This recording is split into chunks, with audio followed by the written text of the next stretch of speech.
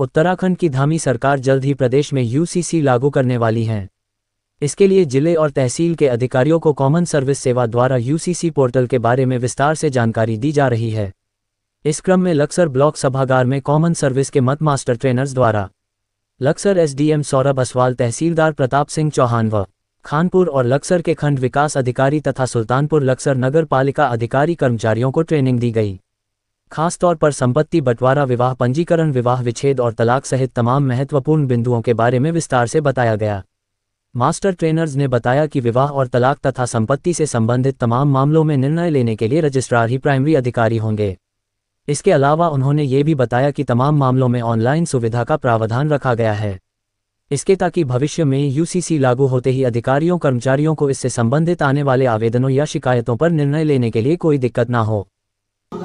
तो नागरिक के पास हक है, वो अपना अपील कर सकता है उस एप्लीकेशन के नीचे से 41 नंबर लिखा है। तो आपके पास आज तक की तिथि तक आपके पास 41 टोटल एप्लीकेशन आ चुकी है। ठीक है, इसमें आप दूसरा ऑप्शन देखेंगे लंबित है, इसका मतलब वो अभी पेंडिंग है, उस पर अभी कार्यवाही होना बाकी है।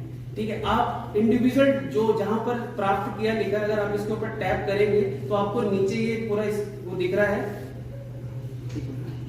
विदित है कि उत्तराखंड राज्य जो है वो पूरे देश में शायद प्रथम राज्य बनने वाला है यूसीसी लागू कराने के लिए।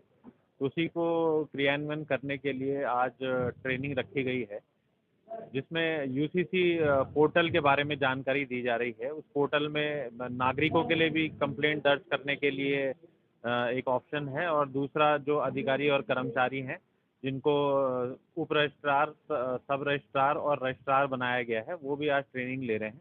तो इसमें ऑप्शंस दिए गए हैं कि नागरिक किस तरह से कंप्लेंट दर्ज कर सकता है और जो अधिकारी कर्मचारी है वो उस कंप्लेंट का किस तरह से निस्तारण करेंगे।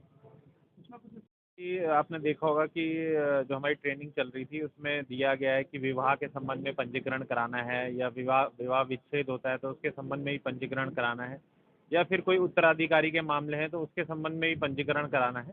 तो उसी के संबंध में दिया गया है कि कौन कौन से डॉक्यूमेंट्स लगेंगे और किस प्रकार उसकी कंप्लेंट दर्ज करनी है और किस प्रकार पंजीकरण कराना है। मैं एक सीएससी ट्रेनर हूँ और मैं यहाँ पर यूसीसी का पोर्टल का ट्रेनिंग दे रहा हूँ। UCC portal basically online services है जो कि अब आने वाले जो हमारा रूल यूसीसी रूल 2025 लागू होने वाला है उसके संबंध में है।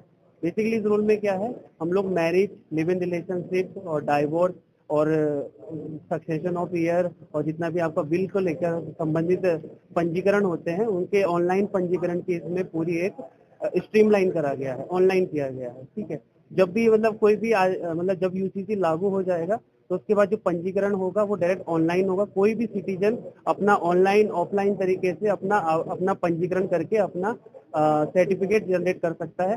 इस मतलब कानूनी प्रक्रिया को और सरल करने के लिए इस पोर्टल को लाया गया है।